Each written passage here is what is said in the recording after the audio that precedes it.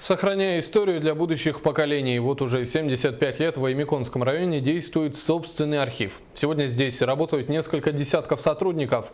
О том, как хранятся важные документы, знает Светлана Поцелуева. От непростого труда работников архивного отдела во многом зависит, какой увидят историю нашего времени дети и внуки. Ежедневным кропотливым трудом архивистов сохраняется документальная память истории района и его жителей. В нашем Аймяконском муниципальном архиве находится на хранении более 14 тысяч единиц хранения. Из них 9 тысяч – это документы по личному составу. И остальная часть – это документы, которые хранятся постоянного срока хранения. Архив занимается хранением и комплектованием документов.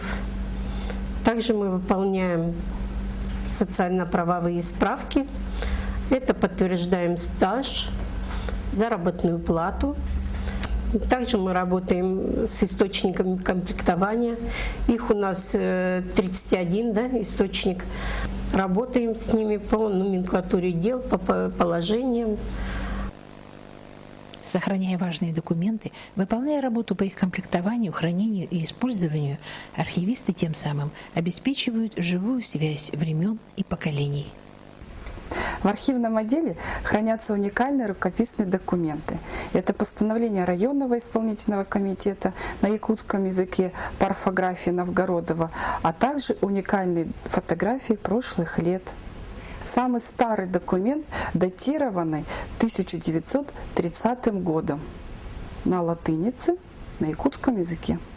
Свою историю Аймяконский архив пишет уже 75 лет.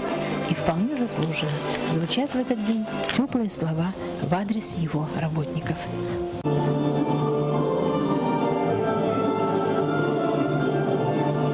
Светлана Поцелуева, Павел Комин, НБК «Саха», Усть-Нера.